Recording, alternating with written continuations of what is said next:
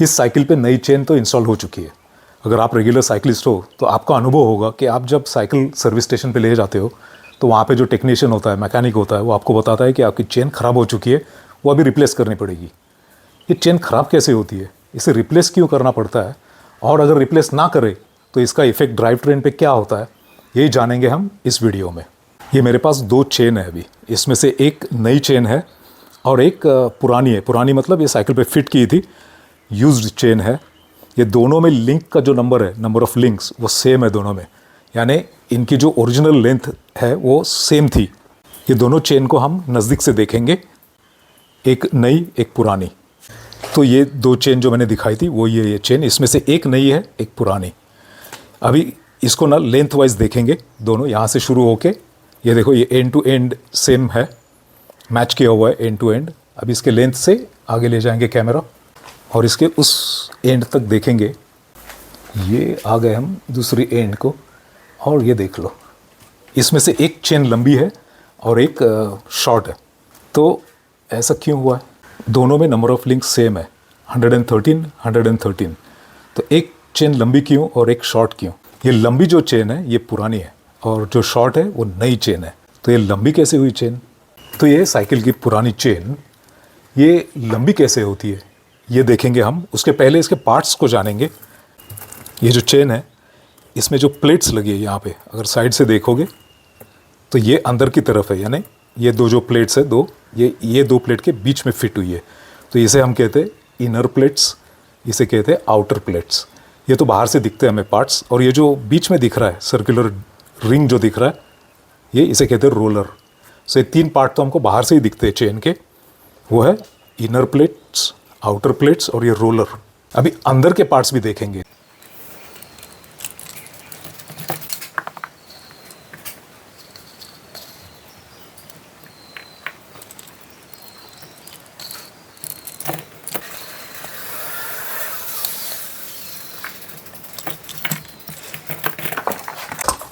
तो ये है चेन के पार्ट्स, इसको अभी डिटेल्स में जानेंगे हम। तो हमने अभी चेन के 2 लिंक्स खोल दिए हैं। ये है इनर प्लेट्स, यानी एक लिंक जो है ये इनर लिंक, ये दिख रही है यहाँ पे। ये 2 साइड के प्लेट्स जो है, ये 2 प्लेट्स ये यहाँ पे है। ये जो रोलर दिख रहा है, ये 2 रोलर्स यहाँ पे, ये और इसके बीच में ये 2 पिन्स है, यानी रिवेट, जो ये लिंक को ये लिंक से जोड़ता है। ये 2 रिवेट्स, और ये है 2 आउटर प्लेट्स। अभी नज़दीक से देखोगे तो ये जो दिख रहा है यहाँ पे इनर प्लेट पे, ये जो दिख रहा है फॉर्मेशन, इसे कहते हैं बुशिंग। ये है बुश। तो ये है इसके पार्ट्स। सो थोड़ा एक रिकैप करेंगे। Inner plates, outer plates, 2 rollers, 2 rivets, और ये जो है ये बुशिंग है। सो यहाँ पे 4 बुशिंग्स है इनर प्लेट पे। तो अभी होता क्या है, जैसे जैसे हम साइकिल चलाते हैं, जैसे जैसे चेन यूज़ होती है, ये जो पिन है यहाँ पे और ये जो बुशिंग है ये घिस जाते हैं, ये वेयर आउट होते हैं। और क्या होता है इसमें, ये स्पेस ज़्यादा क्रिएट होता है और हर एक चेन का जो लिंक है वो इसमें अभी और लूज़ हो जाता है, हिलने लगता है, और इसकी वजह से चेन खिंच जाती है, लंबी हो जाती है। और ये जो रोलर्स है 2, इसको थोड़ा हटाएंगे। ये जो रोलर्स है यहाँ पे, ये जो रोलर दिख रहा है, ये जो 2 रोलर्स है, जैसे जैसे हम साइकिल चलाते हैं ये रोलर्स भी घिस जाते हैं। तो अभी क्या होता है, ये जो बुशिंग्स और ये पिन्स, ये जब घिस जाते हैं, ये जब वेयर आउट होते हैं तो चेन खींचती है, लंबी हो जाती है। और ये जब वेयर आउट होते हैं, ये रोलर्स जब वेयर आउट होते हैं तो चेन साइड बाय साइड हिलने लगती है ऐसी। ये नई चेन इतनी नहीं हिलेगी। ये साइड बाय साइड, इसमें प्ले देखो कितना आया, बहुत बेंड होती है साइड बाय साइड। ये होता है रोलर घिसने से। सो अभी तो कारण समझ में आया। चेन तो मूविंग पार्ट है, जैसे जैसे साइकिल चलती है चेन भी घूमती है, और जो फ्रिक्शन होता है, जो घर्षण होता है, घर्षण की वजह से ये पार्ट सब घिस जाते हैं अंदर के, और उसकी वजह से चेन लंबा होता है। सो अभी हमने तो चेन के अंदर के पार्ट्स देख लिए, वो कौन से पार्ट अंदर के घिस जाते हैं और उसकी वजह से चेन लंबी होती है और साइड बाय साइड उसमें प्ले आ जाता है। तो इसके कारण क्या है, ये चेन घिसती क्यों है? सो ये तो एक नेचुरल चीज़ है। चेन तो एक मूविंग पार्ट है। एनी मूविंग पार्ट में, किसी भी मूविंग पार्ट में घर्षण आता है, फ्रिक्शन आता है, उसकी वजह से चेन घिस जाती है। इसी के कारण हम यूज़ करते हैं ऑयल या लुब्रिकेशन। जितना अच्छा लुब्रिकेशन रखोगे साइकिल के चेन पे, उतनी चेन की लाइफ बढ़ जाएगी, उतना घर्षण कम हो जाएगा, उतनी चेन कम घिसेगी। ये तो एक मेन कारण हो गया घर्षण। दूसरा है डर्ट और डस्ट जो सेटल होता है। हम जो साइकिल चलाते रहते हैं, कभी पोंछते नहीं है चेन को, तो इसके ऊपर डर्ट और डस्ट सेटल हो जाता है, वो अंदर की तरफ मूव होता है और वो फ्रिक्शन को ऐड करता है और उसकी वजह से भी घिसना थोड़ा फास्ट हो जाता है अंदर के पार्ट्स का।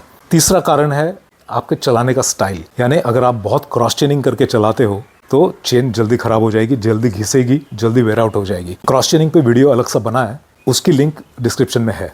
चौथा कारण है आपका शिफ्टिंग स्टाइल। अगर आप स्मूथ शिफ्टिंग नहीं कर पा रहे, चेन की बहुत आवाज़ आती है शिफ्टिंग करते टाइम पे, तो आपका शिफ्टिंग बराबर नहीं हो रहा है, वो भी एक कारण है चेन का वेयर आउट जल्दी होना।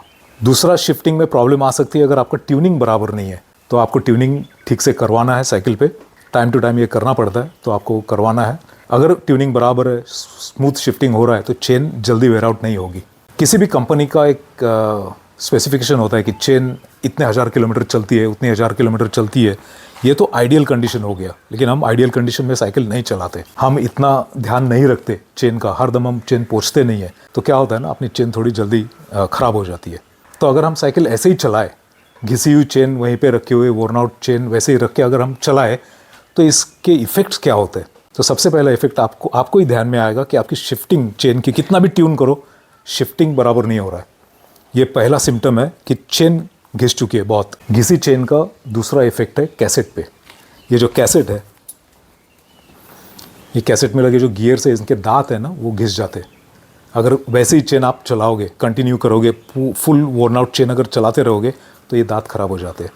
अगर इस स्थिति में आप सर्विस स्टेशन पे जाओगे तो मैकेनिक आपको बोलेगा चेन नहीं, चेन और कैसेट भी रिप्लेस करना है। अगर डायरेक्ट नई चेन चढ़ा दे पुरानी कैसेट पे, तो चेन पुरानी कैसेट पे एंगेज नहीं होती, वो स्लिप होती है। तो क्या करना पड़ता है? चेन और कैसेट दोनों रिप्लेस करना पड़ता है। ये पॉइंट पे भी अगर आप चेन रिप्लेस ना करो तो क्या होगा? ये दांत भी चेन खाने लगेगी, इसको भी पूरा वेयर आउट कर देगी। ये जो दांत है, तो अभी रिप्लेस करने जाओगे तो आपको चेन, कैसेट और क्रैंक तीनों रिप्लेस करना पड़ेगा। बहुत महंगी चीज़ है ये। तो अभी करना क्या है हमें? ये चेन एग्जैक्टली कब रिप्लेस करनी है, क्या पॉइंट पे आके हमें चेन रिप्लेस करनी है, ये पता कैसे चलेगा हमको? चलो यही जानेंगे अभी कि आपको चेन कब रिप्लेस करनी। तो ये चेन है, इसमें है 114 लिंक्स, मिसिंग लिंक मिला के। विदाउट मिसिंग लिंक 113 है। इसमें जब मिसिंग लिंक लगेगी तो 114 लिंक है। जैसे मैंने पहले बताया, इसको होते हैं इनर प्लेट्स और ये है आउटर प्लेट्स। इसको हम कहते हैं एक लिंक।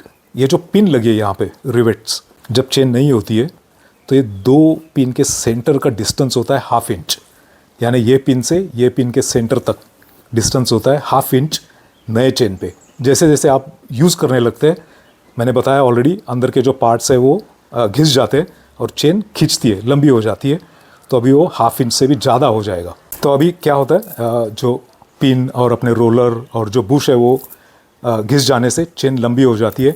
सो एक लिंक के जो दो पिन होते हैं, दो पिन का डिस्टेंस स्टैंडर्ड नए चेन में होता है 1/2 इंच। अभी साइकिल चलाते चलाते जैसे घिसने लगती है चेन, वो 1/2 इंच नहीं रहेगा, वो लंबा हो जाएगा। और टोटल लेंथ, यानी हर एक लिंक की थोड़ी थोड़ी लेंथ बढ़ती जाएगी और चेन बहुत ही लंबी हो जाएगी। तो ये कितनी लंबी होने तक हम ये चेन यूज़ कर सकते। तो चेन जब खींचती है ना, ये कितनी लंबाई इसकी बढ़ गई है, ये परसेंट में मेजर करते हैं। अगर आपके साइकिल पे चेन 8, 9 या 10 स्पीड की लगी है, तो इसकी लेंथ जब 0.75% से बढ़ जाएगी तो राइट टाइम है आपको चेन रिप्लेस करना है। अगर आपके साइकिल पे चेन है 11, 12 या 13 स्पीड की, तो उसकी लंबाई 0.5% से जब बढ़ती है तो राइट टाइम है चेन रिप्लेस करने की। अभी हमें पता कैसे चलेगा या हम मेजर कैसे करेंगे इसको, ये 0.5% से बढ़ गई या 0.75% से बढ़ गई? इसके दो तरीके हैं। तो ये चेन कितनी खींच चुकी है, इसका पहला मेथड है मेजर करने का, ये रूलर लेके आपको 20 लिंक्स सिलेक्ट करने हैं इसके, और इसका ये 20वीं लिंक का जो पिन है, वहाँ से पहले पिन तक का डिस्टेंस आना चाहिए 10 इंच, ऐसे मेजर करना है। बट ये बहुत ही पेचीदा मेथड है यूज़ करने का, इसमें एरर बहुत आ सकता है। तो यहाँ से यहाँ तक लेंथ आनी चाहिए 10 इंच। 20 लिंक की pin to pin, centre to centre length आनी चाहिए 10 इंच, अगर चेन नहीं है तो। अगर चेन 0.75% से बढ़ गई है तो इसका मेजरमेंट आएगा 10.075। तो ये तो रूलर पे मेजर करना बहुत मुश्किल है, 10.075, 10.050, तो मेजर करना बहुत ही पेचीदा है रूलर यूज़ करके। लेकिन जो दूसरा मेथड है वो बहुत ही आसान है। तो अभी इसका जो दूसरा मेथड है, चेन कितनी लंबी हो चुकी है वो मेजर करने का दूसरा मेथड है ये चेन चेकर टूल यूज़ करना। ये बहुत ही आसान मेथड है। अलग अलग किस्म के चेन चेकर्स मिलते हैं मार्केट में। ये मेरे पास तो अभी 3 है, 3 डिफरेंट चेन चेकर टूल्स। तो इस पे क्या होता है ना, इस पे ऑलरेडी मार्किंग किया है 0.25%, 0.5%, 0.75% और 1%, ऐसे इस पे ऑलरेडी मार्किंग्स है। तो इसको हम यूज़ कैसे करते हैं? इसमें 2 पिन्स लगे, ये जाएंगे चेन में। तो ये है पार्क टूल का चेन चेकर टूल। इसमें 2 पिन्स लगे हैं एंड टू एंड, और इस पे ये स्केल है। स्केल पे 0.25, 0.50, 0.75 और 1.0 ऐसे मार्किंग्स प्रिंटेड है। तो इसको यूज़ कैसे करना है? ये हम end to end pin insert करेंगे। ये तो पिन पूरा अंदर तक जा भी नहीं रहा है। इसका कारण है ये चेन बहुत ही नया है, ये अभी तक खींचा नहीं है, तो ये टूल तो अंदर भी नहीं जा रहा है। ये सेम टूल को हम अभी पुरानी चेन पे लगा के देखेंगे वो क्या मेजरमेंट हमें दिखाता है। तो ये है एक पुरानी चेन। तो ये चेन चेकर यूज़ करके देखेंगे ये चेन कितनी लंबी हो चुकी है। तो इसको, ये 2 पिन्स को हम ऐसे इंसर्ट करेंगे और ये जो स्केल है इसको प्रेस करना है, हल्के से करते जाना है। तो ये चेन चेकर फिट हुआ है अभी एक यूज्ड चेन पे। और ये जो विंडो है, ये विंडो में रीडिंग दिख रहा है, मुझे तो दिख रहा है 1 है इस पर, तो शायद कैमरा में दिखाई ना दे, बट यहाँ से 0 है। तो ये बाहर से दिखाता हूँ, ये देखो 0, 0.25, 0.50, 0.75 और 1। सो ये चेन रीडिंग मेरे को दिखा रही है 1। इसका लिमिट था 0.75, यानी जब 0.75 रीडिंग दिखाता है चेन चेकर, वो राइट टाइम है आपको चेन रिप्लेस करना विदाउट रिप्लेसिंग द कैसेट। अभी क्या है ना, ये चेन जब रिप्लेस करेंगे या की हुए ऑलरेडी, इसका कैसेट भी रिप्लेस करना पड़ा। तो ये चेन चेकर बहुत ही यूज़फुल चीज़ है। ये हमको सीधा सीधा दिखा देता है कितना % से चेन लंबा हो चुका है। तो अभी हमने देखा ये चेन चेकर का यूज़ कैसे करते। बहुत ही सीधा, बहुत ही आसान तरीका है चेन कितनी लंबी हो चुकी है ये चेक करने का। इस पे जैसे मैंने बताया, इस पे मार्किंग्स है 0.25 से लेके 1 तक। तो 11, 12, 13 स्पीड की अगर चेन है तो 0.50 जब इस पे रीडिंग आएगा वो राइट टाइम है चेन रिप्लेस करने का, कैसेट रिप्लेस नहीं करनी पड़ेगी। और अगर 8, 9 या 10 स्पीड की चेन है तो इस पे रीडिंग 0.75 तक हम जा सकते हैं, वो राइट टाइम होगा इसको चेन को रिप्लेस करना। जब रीडिंग 0.75 से भी आगे चली जाए तो कैसेट भी ख़राब हो चुकी है, कैसेट भी रिप्लेस करनी पड़ेगी। अगर नहीं रिप्लेस करेंगे, सिर्फ चेन रिप्लेस करेंगे, तो चेन कैसेट पे एंगेज नहीं होगी और वो स्लिप होगी। अगर वो चेन रिप्लेस ही नहीं करोगे आप इतना रीडिंग लेने के बाद भी, कैसेट तो ख़राब होगी, उसके बाद क्रैंक भी खराब, यानी चेन रिंग्स भी ख़राब हो जाएगी, तो क्रैंक भी रिप्लेस करना पड़ेगा, क्रैंक सेट। तो ये एक चेन चेकर टूल तो मैंने दिखाया पार्क टूल का, वैसे और भी 2 है। ऐसे बहुत सारे टूल्स है, ये और भी आसान है यूज़ करने में। इसमें भी 0.5, 0.75, 1 तो डायरेक्ट दिखा है। इसको इंसर्ट करना है और देखना है रीडिंग क्या आती है। तो अभी हमने देख लिया कि चेन लंबी क्यों होती है, वो घिस क्यों जाती है, उसके कारण भी हमने देखे। और घिसी हुई चेन अगर हमने ऐसे ही रखी और साइकिल चलाई तो उसके इफेक्ट्स कैसेट और क्रैंकसेट पे क्या होते हैं, शिफ्टिंग पे क्या होते हैं। तो वर्स्ट केस सिनारियो क्या हो सकता है मालूम है? अगर आप रिप्लेस नहीं करोगे टाइम पे, चेन टूट सकती है। चढ़ाव पे जब वो बहुत सारा फोर्स लगा रहे हो और चेन पुरानी है, बहुत पुरानी हो चुकी है, तो चेन टूट सकती है and it can be a big mishap. So chain time to time replace करना बहुत ही ज़रूरी है। और इसमें जो इन्वेस्टमेंट है, चेन चेकर में जो इन्वेस्ट करोगे आप, तो बहुत ही सस्ता होगा आपके लिए। ये जो ये थोड़ा महंगा चेन चेकर है, ये बहुत ही सस्ता है, 400 to 600 इसका रेट है।